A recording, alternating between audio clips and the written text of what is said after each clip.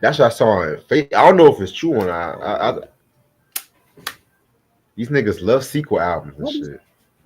Why these niggas want to come out with sequels so bad? Like leave the sequels alone. That shit don't work for everybody. You look what happened to AZ in his sequel, and But you didn't Eminem like in his sequel.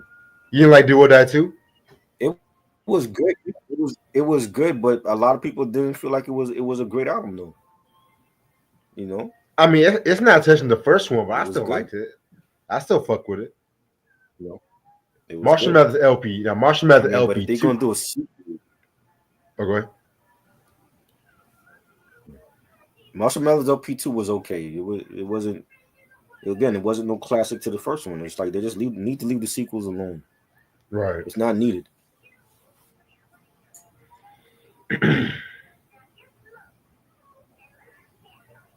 I'm gonna send you the post when I find it though. Yeah, I thought he was Huh. calling it the fall off or whatever. Did he decided to change the title or something? He been pushing that album back for the longest. I don't know. I don't know. It should be called the holdover, the layover.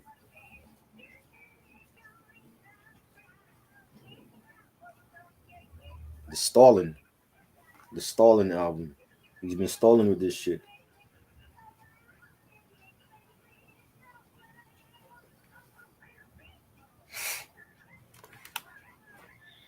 Hmm. Hope everyone had a dope Thanksgiving.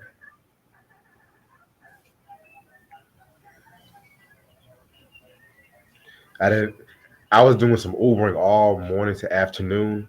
I went to the mall one time. It was Hmm. so packed. I was so packed I lost signal. I was so fucking pissed. I was like, hell no. If I do my Black Friday shopping, I'm doing that shit online. Fuck that.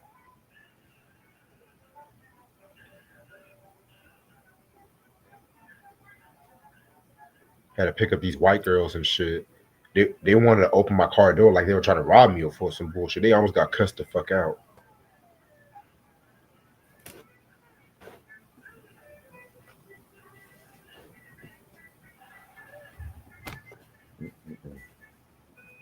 That's crazy. So all I've been hearing is Drake's a bitch, Drake's a bitch, Drake's a bitch. Is that what you missing?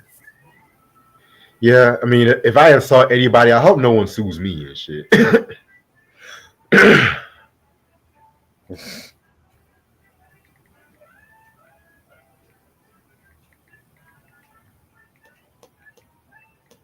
I'm gonna get some water right quick. Give me 1 second. Oh, dang.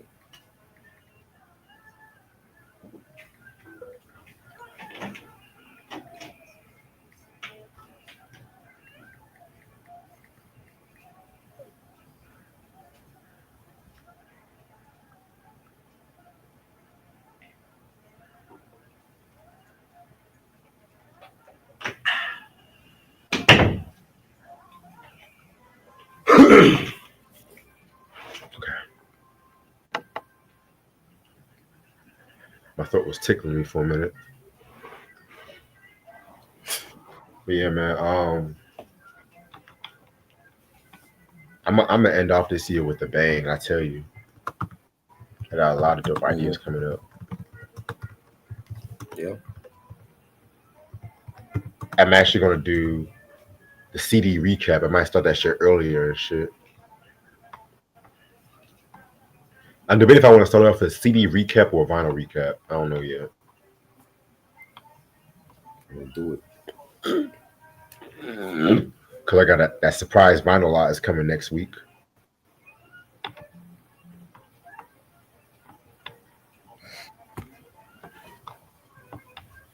Yep. I'm about to post a link on the group me right now.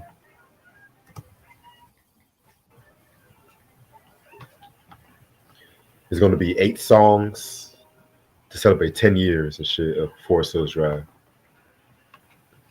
Wow. And he's gonna have a concert. And he's Oh gonna have a yeah, I do. I concert heard about too. the concert. I heard about. It's coming. He's coming here. I would like to see him. I never saw him in concert. Oh, that's gonna be dope. Yeah.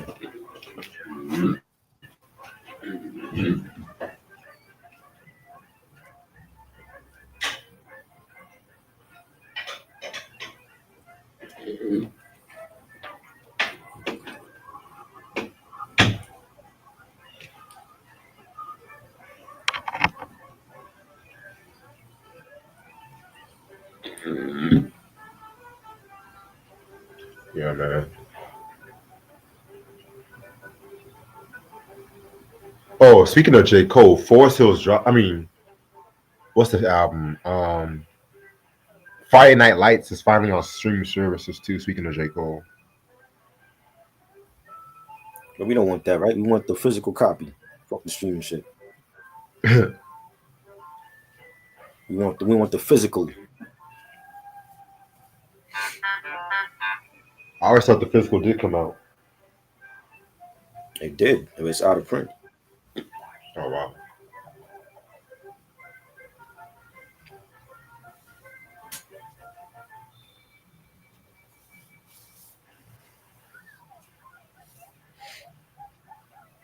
Yeah, one day it will come out. One day.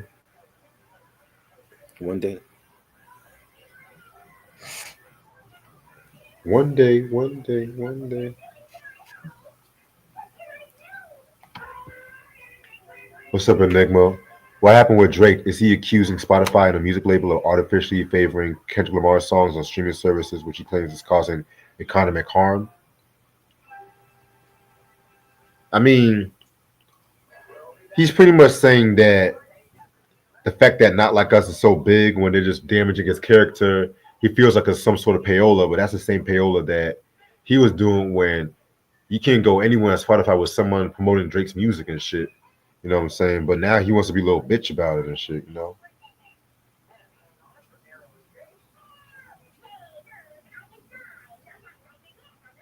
You ain't never seen Jay-Z sue Nas. You ain't never seen Easy E sue Dr. Dre. You ain't never seen Ja Rule sue 50 Cent. Cause you ain't never seen Beanie Siegel sue Jadakiss.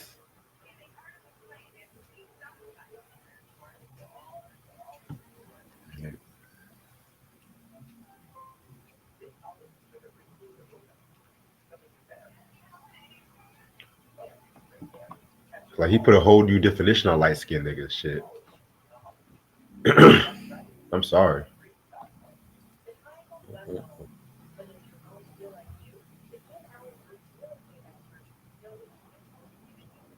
It's not looking good. It's not looking good, Drake. Chance the Rapper called. He said, "Damn, I thought I took bigger L's than this." Mm. What else is going on? So I heard you guys talking about Spinderella and Salt and Pepper and shit like that too Yeah. on the last stream and shit. Yeah, I definitely agree with y'all. If the Rock and Roll Hall of Fame, if they do get inducted, they should induct all the Spinderellas and shit. To be real with you, Right. It's only right. She is part of the group. right? And like you mentioned, many people forget that when Pepper was having her baby during the Black Magic era, she did step up the game by rapping alongside him too. Like, yeah, Pepper was still rapping, but Cinderella stepped the Right. plate up and shit, which is to this day my favorite song Pepper album, Black's Magic. Same. But yeah, man, that's interesting as hell. And Nick said, imagine if someone tried to sue Eminem for his diss tracks. Well, I think his mom tried to sue him actually. Yeah. Yeah, his mom's tried to sue him. But yeah, He was definitely getting at him. I'm ready to start whenever you are. Let's go. What's up, YouTube? How's everyone doing? It's your boy Veg in the building. Got my homeboy Try in the building with me. Yep. I'm glad everyone had a great Thanksgiving. I'm glad everyone's safe or at home from the Black Friday and shit like that. I'm not trying to waste my time in traffic going to the malls when I, mind you, I'm an Amazon Prime member. Whatever I want, I can get for a discount anyway, to be real with you. The only thing I really gotta get for Black Friday, I gotta get some new car mirrors and shit like that, which I probably get one of them either tonight or tomorrow, and get the other one Sunday or Monday, and then I might go to like a vinyl CD show, get like a CD or vinyl too if I have extra money. You know what I'm saying? But I'm not really too pressed about it. I'm more interested in Cyber Monday, to be real with you. That's my shit. But the album anniversary today. You got the album anniversary, the physical, right? Yes. All right. I mean, we don't even have to say no words. Thriller, Michael Jackson. This album came out November 29th, 1982 on Epic Records. This was the second collaboration he did with the late great Quincy Jones. I try to think what can be said about the album that has not really been said before, to be real with you, because Nothing. I Not a damn mean, thing. it's well, I'll do my best. So, of course, we all know that this album came out 3 years after his Off the Wall album from 1979.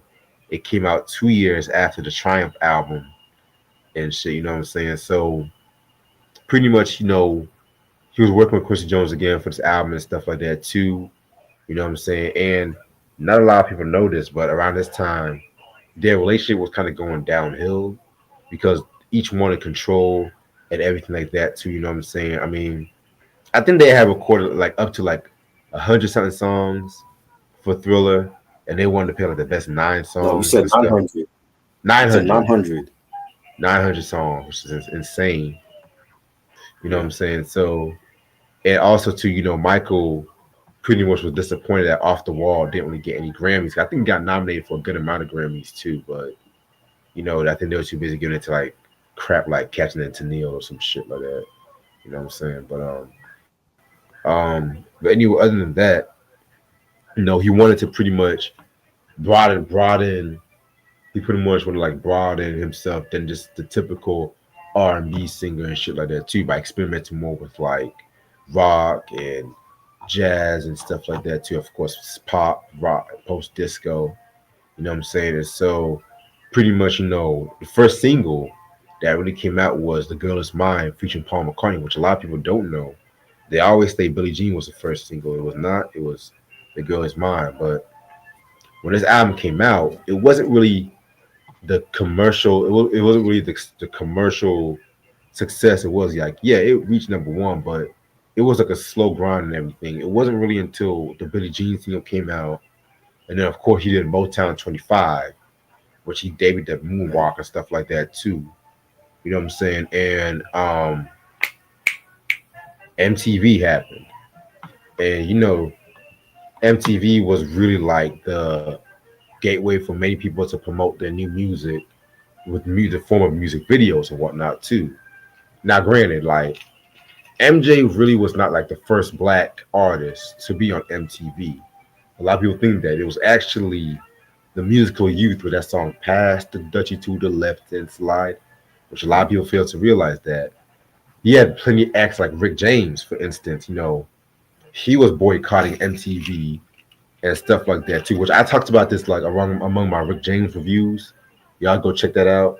And he was saying that how a lot of musicians were in the back of the bus, but it wasn't really taken into consideration until David Bowie actually boycotted, because a lot of black artists didn't really stand by Rick James because they were trying to get their music played on MTV too. But Bowie was when Bowie said his shit.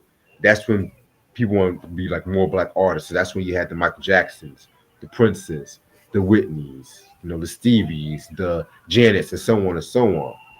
But when Billie Jean debuted, it brought the whole game down and shit. Because most music videos at that time was like motherfuckers like in like a mock concert or some shit like that too. You know what I'm saying? You might have your creative music video here and there, like David Bowie's of Ash to Ashes and shit like that too, or maybe Hall and Oates Adult Education, which I love that video. But Michael's videos was like movies, especially when the Thriller video came out, and that just tore the whole block down. But enough with the music videos. Let's talk more about the music and shit. You know what I'm saying? Because there's like a lot when it comes to this album. Like PYT, Pretty Young Thing.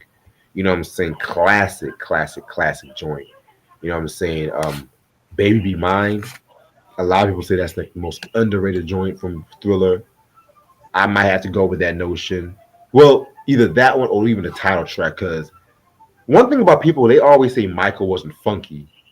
I tend to disagree because he has joints like "Wanna Be Starting Something," Billie Jean. Hell, I wouldn't even say the title track alone was kind of some of his funkier work and shit. But my Mm-hmm. personal favorite track, "The Lady in My Life," you know what I'm saying? Which this is one of the songs.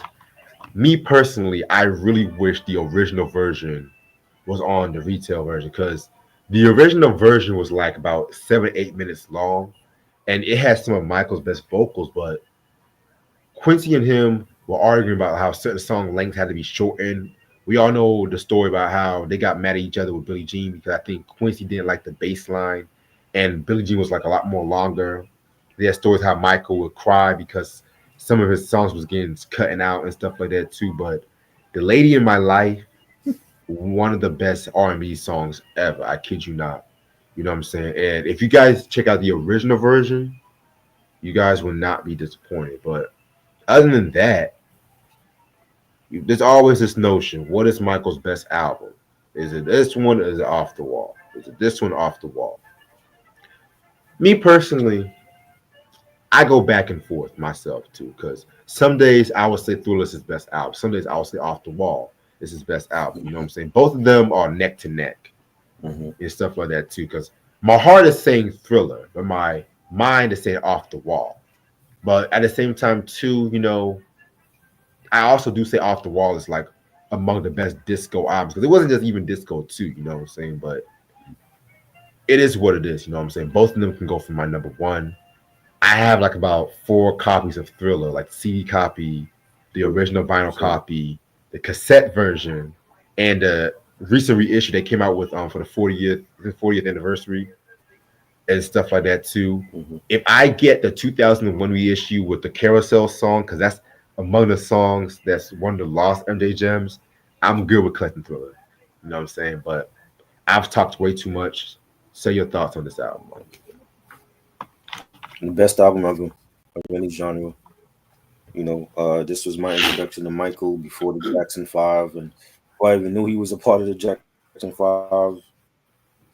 My first video ever was seeing Beat It on New York Hot Tracks back in the day. That was like a video show. Came on Friday nights at like 11:30 on ABC with Carlos De Jesus, and you had and you would know Angie and Jesse were also the hosts of that show back in the day. Yes. You know what I mean? And Yes. they were the ones that premiered Beat It on national television because back then Michael Jackson had his world premiere videos on television. It wasn't no YouTube back then. He premiered a lot of his videos on network TV, and Beat It was one of them. And that was my introduction to him was this album, and it's been my favorite album ever. I just when you talk about game changing albums, this is it right here. This is the one. This album right here is the one that made him dope. It wasn't Off the Wall. It wasn't Forever Michael or the Ben album. It was this album right here. This is what made him the rock icon. I tell people that when they want to debate, I'm like, yeah, Off the Wall was a good disco album, but this album made him a superstar right here.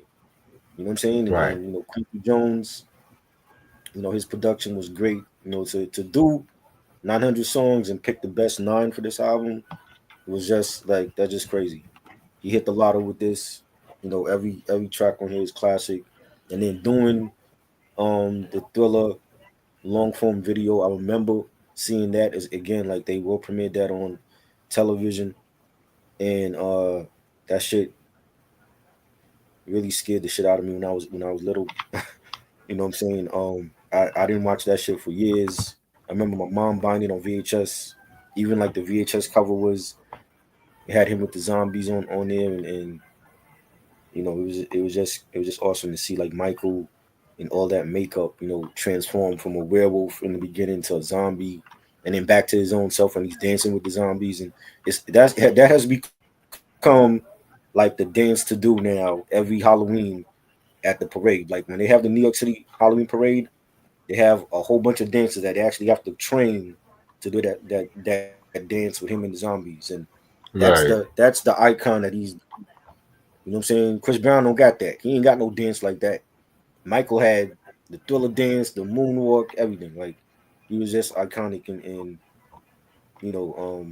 40 years later, they're still trying to copy this album, and it's the best old time to me.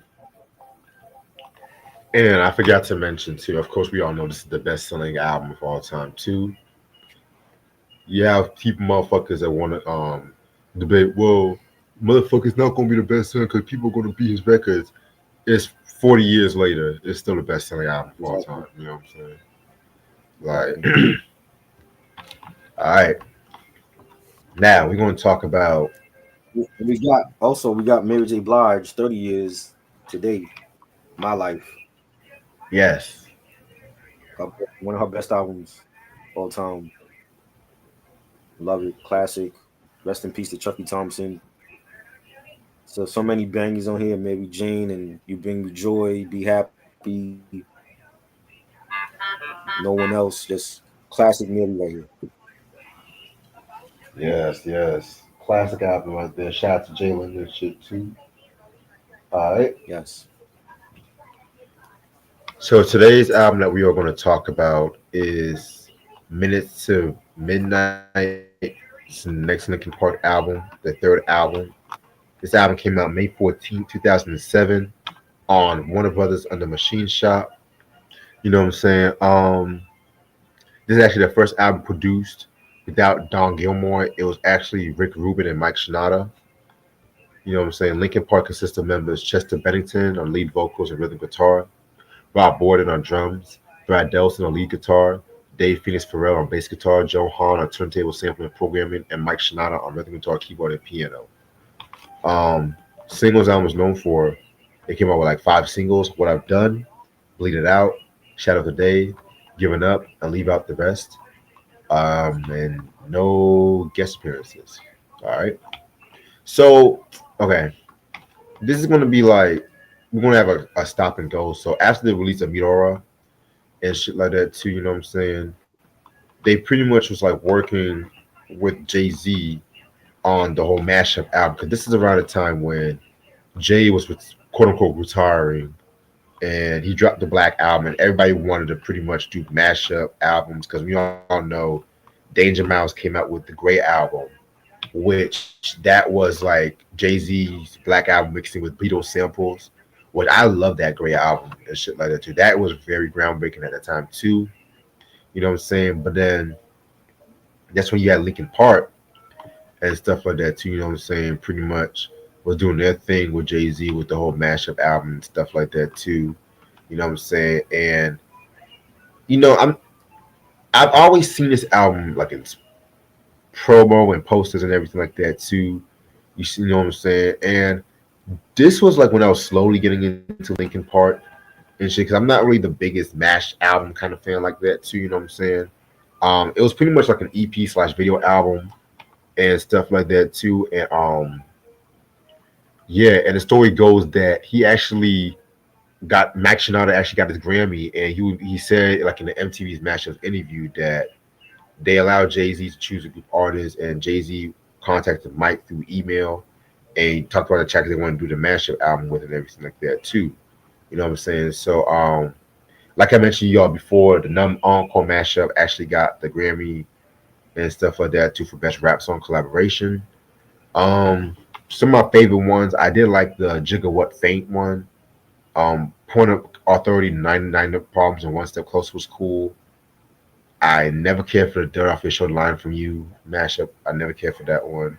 The Numb Encore, that was pretty dope too. I mean, I guess that's like the most popular one, but I don't know. I Yeah, feel like this is a great mashup. You know, great for Jay Z and Linkin Park collectors. What do you think about this?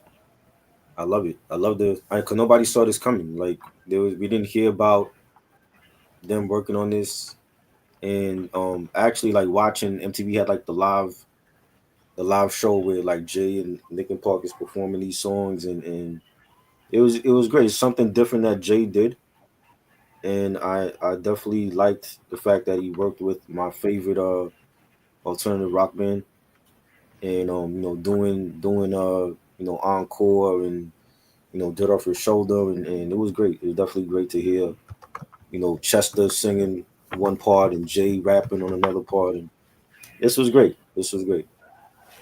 Definitely. Um, yeah, man, I definitely feel you on that. If I do see the stores, I'll probably get my hands on it, but I'm not really in a rush to get it. You know what I'm saying?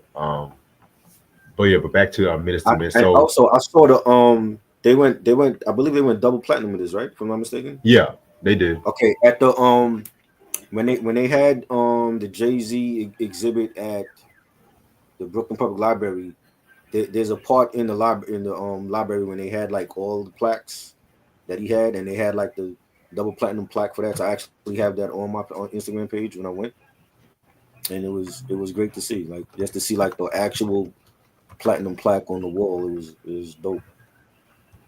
Definitely. Gianna, we just literally just starting off the review. We did like a whole tribute to Michael Jackson's Thriller and Mary J. Blige's My Life earlier, so you just getting caught in the introduction and shit. But what's up? How you doing? Hope you had a great Thanksgiving. So, Linkin Park kind of like went and do some side projects on the low and stuff like that too. Chester Bennington was working with DJ Lethal and everything like that, and then Mike Shinoda was working with Apache Mode and stuff too. And also around that time too, he also formed this group called Fort Minor, which is like his hip hop side project and stuff Yes. like that too. You know what I'm saying? Which yeah, it pretty much is like him being a keyboardist, producer, rapper, and stuff like that too. You know what I'm saying? It's like his Nine Inch Nails, if that makes sense. You know what I'm saying? Yeah. Because the Um, way how like Trent used the Nine Inch Nails name, and then he hired the musician he want to hire. You know what I'm saying? Me personally, the best lineup for me was like 80, 89 right. up until maybe like 99, 2002. You know what I'm saying? I've always fucked with Nine Inch Nails though. I gotta listen to more of the latter works and shit like that too. You know what I'm saying? But that's besides the point. But Jay-Z pretty much was helping him promote the album as well too. You know what I'm saying? Because this was around the time when he was businessman Jay-Z. He was quote unquote retired and shit like that too. You know what I'm saying? So, um, also speaking of Jay-Z, they also was doing like the Live 8 Philadelphia concert and stuff like that, and they also performed a lot of charitable events of like around the time Hurricane Katrina happened and stuff like that too. Rest in peace to all the people that lost their lives in that hurricane. Not just Hurricane Katrina, but Hurricane Charlie that came out in '04 as well too. You know what I'm saying? Like the 2000s was just a crazy time for hurricanes. But anyway, um, so 2006 they started working out with legendary producer Rick Rubin. You know what I'm saying? And they started working on this album like in like 2006 up to like early '07 and shit like that too. Chester had said that Mike was singing a lot more on this album and stuff and that like that. You guys know how I feel about Rick Rubin. I like him, but at the same time, he can be kind of hit or miss. At the same time, too, you know what I'm saying? But this is like one of his more better produced albums from like post '80s and shit. Well, let me say post '94. That's what I'm gonna say. You know what I'm saying? But yeah, man. This album came out and shit like that. You know what I'm saying? Um, I like the album cover. You know what I'm saying? Just them like shot in silhouette with the white background and stuff like that. Kind of simple, if you ask me. You know what I'm saying? Um, yeah, man. This album has 12 tracks. You can get started with the first track called "Wake." Let me pull up my notes. This is like a nice little build-up kind of track right here. It's only like about a minute and 40 seconds and stuff like that. You know what I'm saying? Pretty dope track. Nice way to kick off the album. I love like the bass playing, the subdued production as well too. When it came to this and shit like that, like you can pretty much say it's like their instrumental kind of tracks. I fuck with it. Yeah, it was instrumental. It was short. It was alright. Good way to start the album. Yes, I 100% agree with you. Which leads us into the second track called "Giving Up." This was like one of the singles off this album as well. You know what I'm saying? I actually like this track. The riff was pretty dope. It was very heavy, and it was so fucking Linkin Park and stuff like that too. You know what I'm saying? Um, a little trivia. This is actually the first song that what's his name? This is actually the first song that Chester actually said the word fuck and stuff like that. You know what I'm saying? Which I find that can be pretty interesting and stuff. You know what I'm saying? Um, with Linkin Park talking about feeling alienated and being caught up in your own world and stuff like that too. You know what I'm saying? What more can you say? Chester at his best. Right. Yeah, this was dope. Very hard track. The guitars were hard on here. The drums, definitely enjoyed it. Yeah, I definitely agree with you about that. Track number 3, Leave Out All the Rest. Possibly my favorite track on this album, but it's a kind of an eerie song if you ask me. You know what I'm saying? Just based on the lyrics, which I'll get more into that in a minute. But when it comes to this track right here, it was one, of course, another one of those singles and everything like that too. You know what I'm saying? What I got from this record is like he's pretty much just having like memory. He's pretty much telling people to take me as I am because you might appreciate me more when I'm gone, if that makes sense. You know what I'm saying? I'm gonna pull up some of the lyrics and stuff. If Rap Genius would actually act right, excuse me. He said, the chorus goes, when my time comes, forget the wrong that I've done. Help me leave behind some reasons to be missed, and don't resent me. And when you're feeling empty, keep me in your memory. Leave out all the rest. Leave out all the rest. You know what I'm saying? I mean, very, very dope. And we all know, of course, what happened and everything like that too. Rest in peace to Chester. You know what I'm saying? Just one asking for redemption for his past mistakes, and it's never too late to change and everything like that too. I mean, all my Twilight fans, y'all should know this was played at the credits. I think at the first Twilight movie from '08. I've never been a Twilight fan. I just want to throw out some trivia just to make up some time. So, yeah, that's track number 3. Yeah, this was banging. A real melodic tone to it. Chester sings more with the calmer, vocals and drums are nice. The synthesizers on it, the guitars. So yeah, I enjoyed it. Yeah, most definitely. Track number 4 is Bleed It Out. When I first heard this riff, I'm not gonna hold you, it gave me YouTube vibes, like Zooropa YouTube, Pop YouTube, which an album that gets overhated by a lot of people, which I don't understand why. Well, I can understand it was 90s YouTube was just you don't know what to expect. That's all I'm gonna say. But this one right here was another banger, in my opinion. Like I said, it definitely had that strong alternative sound when it comes to like Linkin Park. I love like Mike and Chester's chemistry on this record right here too. You know what I'm saying? Mike actually said that this was like the toughest song that Linkin Park had to create. You know what I'm saying? Because I think he said he spent hours trying to get the vocals right. He rewrote the lyrics like about 100 times according to interviews and shit like that. You know what I'm saying? Pretty much, it definitely had like a strong 80s boogie, like 80s groove rock kind of feel in terms of the beat kind of reminds me a little bit of U2, but has some testaments of Pantera, like Cowboys Up from tempo. Hell, Pantera.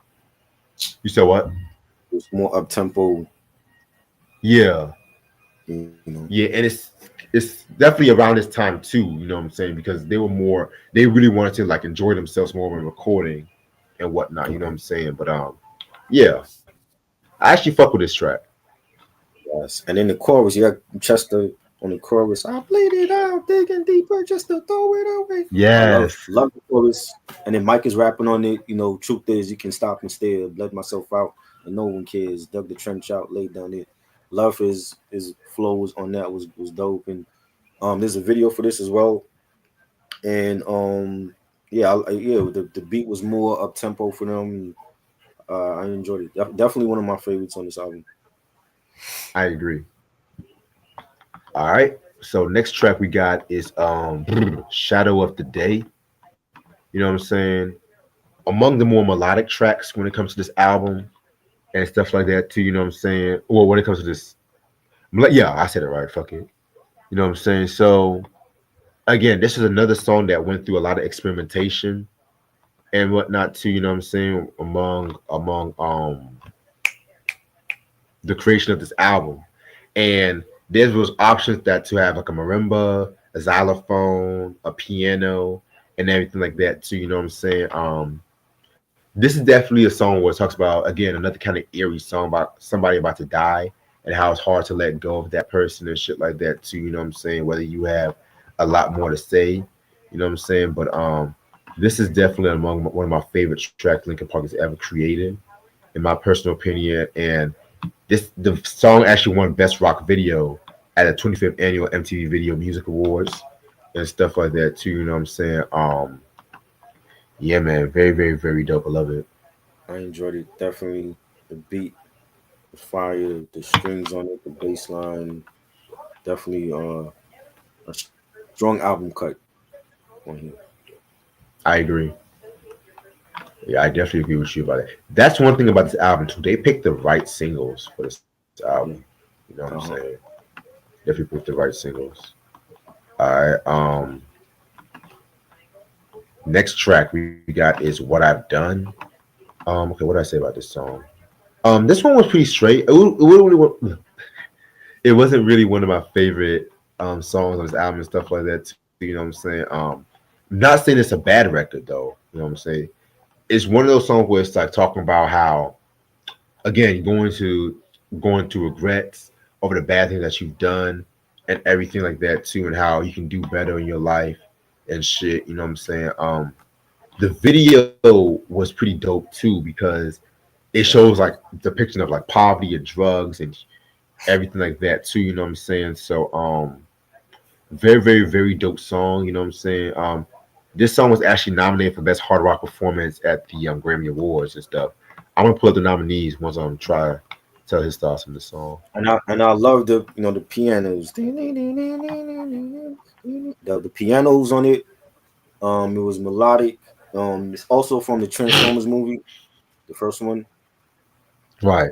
And that soundtrack, the soundtrack having like bands like the Used and the Google Dolls, Smashing Pumpkins.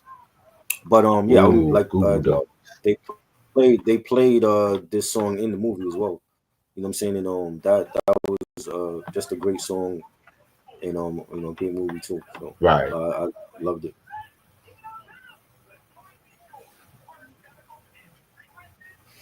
You definitely loved it. All right. So correction.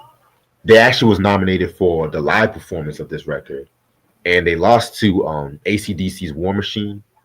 Other nominees were Alice in Chains' "Check My Brain." I think that was from, ironically, their comeback album after Lane Staley passed away.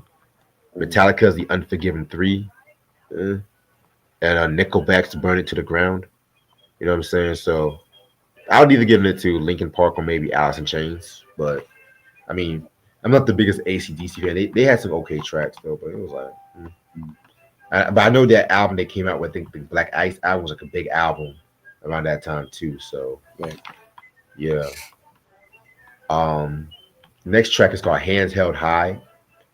Another very dope track on this record right here.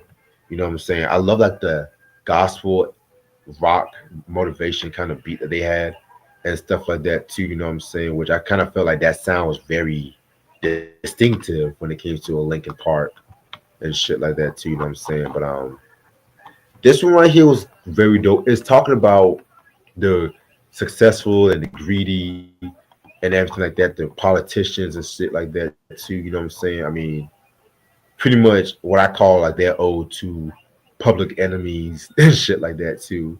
The Right. poor righteous teachers and shit like that. You know what I'm saying? Yeah, Mike definitely did his thing on this track right here too. I love the line when he says, "It's ironic at times like this you'd pray, but a bomb blew the mosque up yesterday. There's bombs on the buses, bikes, roads, inside your market, your shops, your clothes. My dad, he's got a lot of fear, I know, but enough pride inside not to let that show.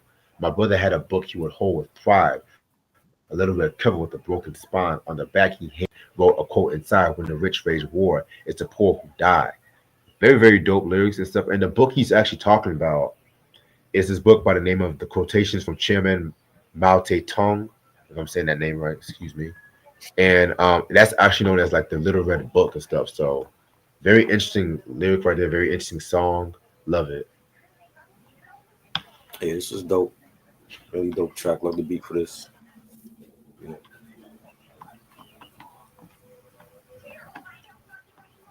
Yeah, definitely love that beat to it too. You know what I'm saying? Yeah, man. And with that beat too, it definitely sounded like something Rick would have definitely done. Like around if he would have done some hip hop shit, like in the '90s, it definitely would have sounded like some shit he would have definitely done, in my opinion. All right. Next track is called "No More Sorrow." Love this track. This is actually another one of my favorite tracks on this album. You know what I'm saying? So it is definitely one of the.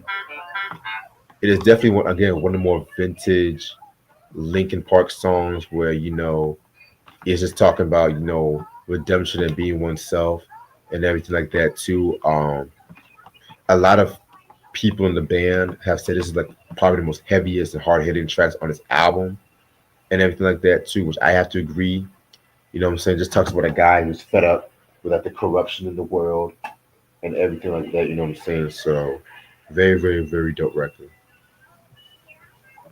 Yeah, it was cool. It's not one of my favorites on here, but it was alright. Facts. All right. Next track is called Valentine's Day. You know what I'm saying? This one right here was pretty cool. Really one of my favorite. Wasn't really one of my favorite tracks from this album and stuff like that too. You know what I'm saying? But I felt like the singing escalated it, well elevated it. Excuse me. Um, it talks about the separation of a loved one, spending Valentine's Day alone and stuff like that too. You know what I'm saying? I mean, Valentine's Day is. I never really was a big fan of that holiday. To be real with you, even when I was dating somebody and stuff like that, it was just like, I mean, I love myself every They day, make too much so it doesn't really matter. out of that day. If you love somebody, you should love them every day. It shouldn't just be for one day. Right? Thank you. You talking about would you be my Valentine? Oh, that stupid shit. But yeah, man. Even Chester has said that this is definitely one of the more popular songs on this album and stuff like that, Yeah. which I can definitely agree with you about that. You know what I'm saying? So, what up, Goddess? Hmm. How you doing? So yeah, so I definitely agree with you. Yep. It's very poppy. Um, had a nice beat to it. You know, the guitar playing on here was good.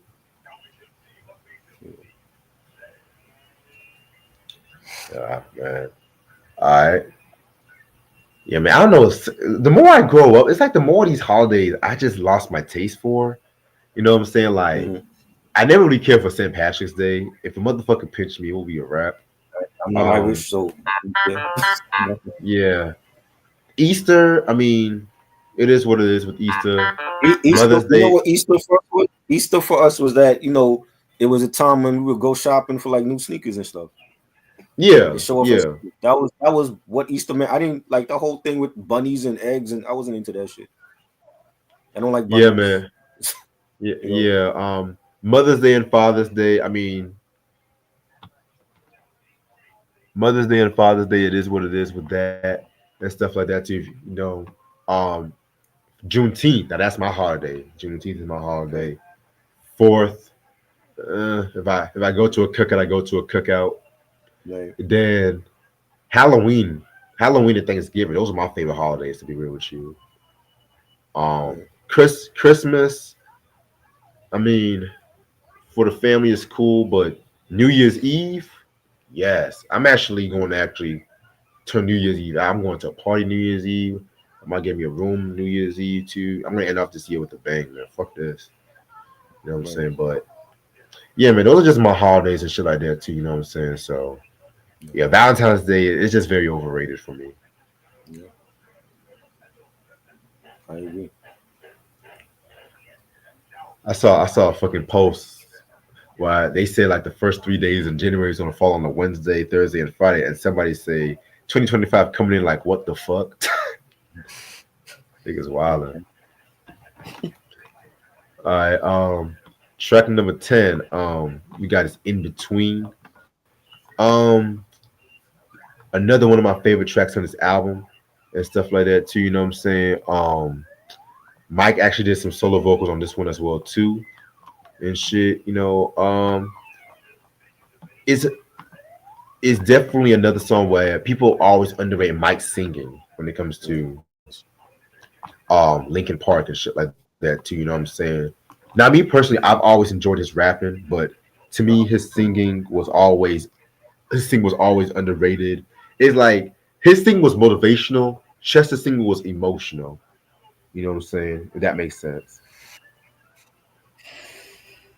His singing was I do prefer Chester doing the singing for the group. Right. But I love Mike's rapping. You know, when he's rapping, he's in his pocket. You know, and he's singing on here. You know, trying to gain the trust was harder than it seems, and somehow I got caught up in between. And the track itself was almost like a cappella. You know, there was Right. very minimal beat. You know, it was melodic. You had the synthesizers on it, and a very different type of song for Linkin Park. And I think like songs like this is where they were at their best. You know, but I still prefer Mike rapping than singing.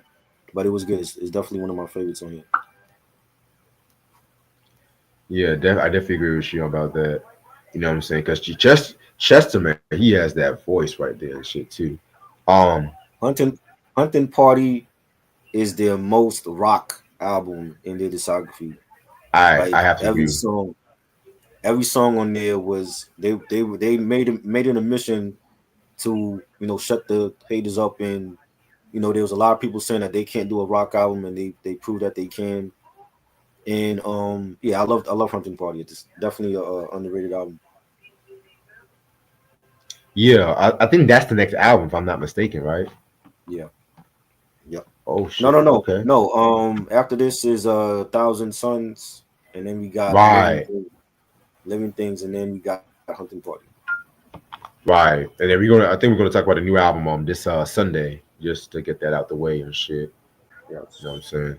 Which I haven't even heard that shit yet, but you said you had some issues with it, so I definitely want to. yes. But it's not. Well, we're gonna talk about it. I don't want to spoil it, but yeah, No, no, yeah, yeah. I agree. Yeah.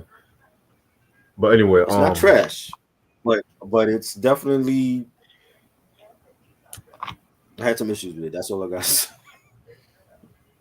respect. All right. Next track is called "In Pieces."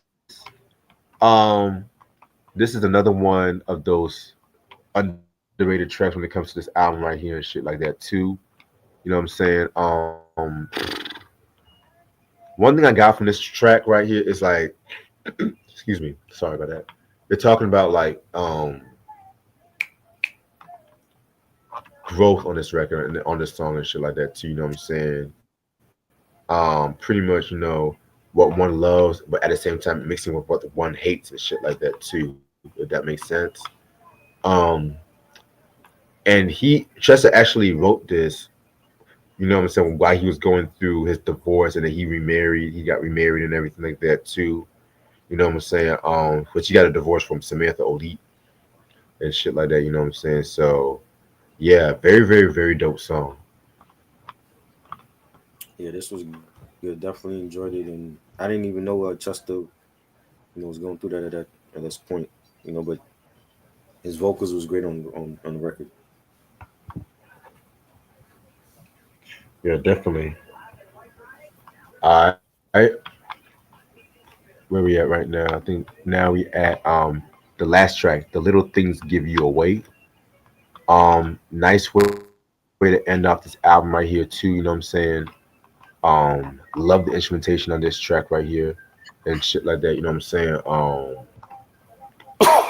It is actually one of the few Linkin Park songs with a guitar solo and Hmm. stuff like that too. You know what I'm saying? And they actually wrote this as a tribute to Hurricane Katrina. You know what I'm saying? The fact that they had in New Orleans and how people should be out there helping them and stuff like that too. You know what I'm saying? So it's definitely one of those dope tracks right here, one of the more political tracks.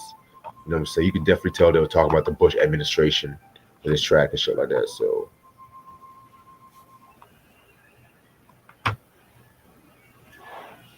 Yeah, I enjoyed it. Very melodic. The guitar solo was everything on here. Chester's background vocals was good. A great way to end off the album. So yeah, it's one of my favorites. Yeah, I definitely agree with you about that. I overall, this is actually a very dope album in my opinion. You know what I'm saying? Possibly my third or fourth favorite album they've ever came out with, and shit. It has a very experimental sound, but they're not going too far with the experimentation, which I definitely love the fact that they didn't do that because some songs I thought they were I was listening like U2 or some shit with some songs, but you can tell they didn't want to be all depressing. Well, not like that's the wrong word. I'm not gonna say depressing, but all somber and shit like that too. You know what I'm saying? So I would probably give this album a 4 out of 5. No, wait, scratch that. No, 4.5 out of 5. You know what I'm saying? I definitely feel like it's a very strong album and must have in your collection. It's definitely different from their first two albums. I think there's more like melodic tracks. Production, they were trying different things on here. Even with like the singles coming out. Um, I like some songs. I don't like all this. I like some, like they picked the best singles. Like they did pick the right singles. What I've done is like one of my favorite LP songs, and Bleed It Out. And then I like like the last song, the little things give you away in between. Those are great. I'm giving it 3.5 because it's not one of my favorite LP albums compared to others. But it's a lot of fans love this album. Some fans are like in the middle of the road with it. But I think it's a good Linkin Park album. Yeah, I definitely agree with you about that. I and I'm actually going to end this off right here because I actually gotta. I have to go. I have to work at 4 a.m. So I gotta do one quick thing at my mom's before I head out. So I gotta be in bed by 10 p.m. Can have a good weekend. But so like I said before, this Sunday at 10 p.m. we're gonna do their recent album from Zero and shit like that too, which I definitely can't wait to talk about. Um, just to let you guys know, I gotta work pretty much the late night shift from Tuesday all throughout the week, so I'm going to have these reviews earlier and stuff like that too. So Monday we're going to get into musicology, what a lot of Prince has been waiting for us to talk about and stuff like that too. Oh, just to let you guys know, in case you guys wondering what happened to the One Not Alone, we and Try both did not like the album, and it wasn't really that much to really talk about and everything like that too. You know what I'm saying? I mean, the Rainbow Children was one thing. 'Cause I want to give y'all a great introduction on Prince's Jehovah's Witness thingamajig. That makes sense, but I feel like the musicology will be the true start of Prince, the whole Prince comeback and shit. And then Tuesday, we're gonna do Master Ace and Marco Polo's recent album Richmond Hill. That's gonna be Tuesday at 6 p.m. Wednesday, we got a Woo video. That's all I'm gonna say for right now. Um, I want to do that early. Like, are you available in the afternoon? Afternoon, like 3, 4. Okay, Yeah, okay. We do that I'll be early. I'll be available for that. Yeah, because that one I definitely want to get a lot of feedback on that one, and yeah, I know I'm going to need a lot of rest throughout this whole fucking week. Um, the Thursday we got a sitcom retrospective of WKRP in Cincinnati. That was originally supposed to have been this week, but I got so tired, I just pushed that shit back and stuff like that too. You know what I'm saying? And I'm going to save planes, trains, and automobiles during the holiday season because I'm going to give out a good amount of holiday movies. Like I'm thinking about doing the review on Scrooge with Bill Murray. I'm thinking about doing that one. I don't know yet. Um, Trying to think, what are some Black Christmas movies I have not talked about? That's one thing, but I'll think about some shit. But this Saturday is going to be our 1994 hip hop best album of 1994 hip hop wise. So that's all I'm going to say for that one. More information on that one soon because that one might be an afternoon review, afternoon video too because I got to work overnight Friday and Saturday too. So I literally have to work all week. So whatever I do this weekend, I got to make sure I do it. So that's all I'm going to say. But Yeah, this December. I'm also gonna film one of my recap videos, maybe either tonight or tomorrow, depending on what time I finish up with my moms and stuff like that too. You know what I'm saying? But anything you want to say before we head out? Tomorrow I'm going live at 10 p.m. with Mike, and we're Oh gonna shit.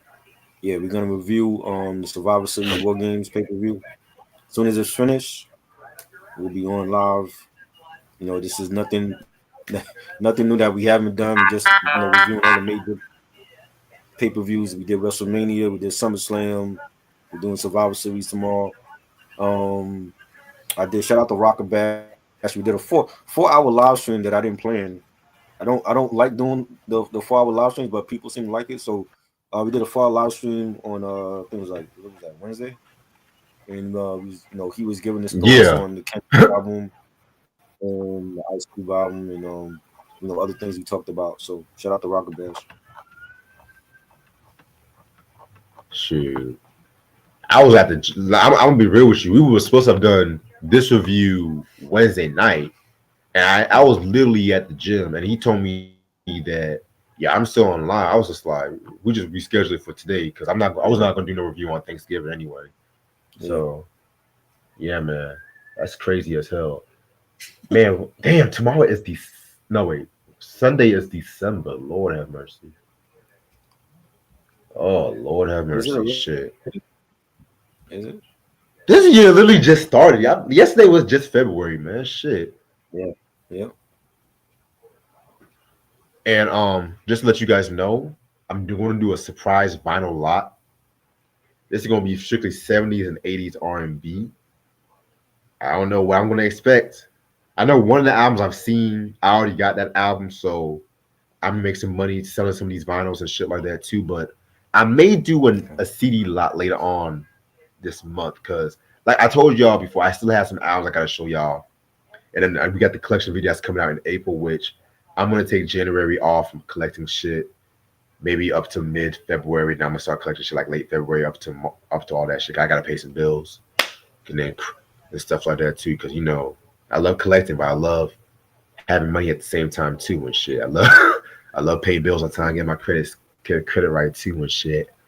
Um, Make sure y'all thanks for the love on the 919 representing music video and shit too. Definitely want to come out with this project probably by next year as well too. So stay tuned on that. Appreciate this try as usual, and I'll see y'all niggas later. Peace. All right. Peace.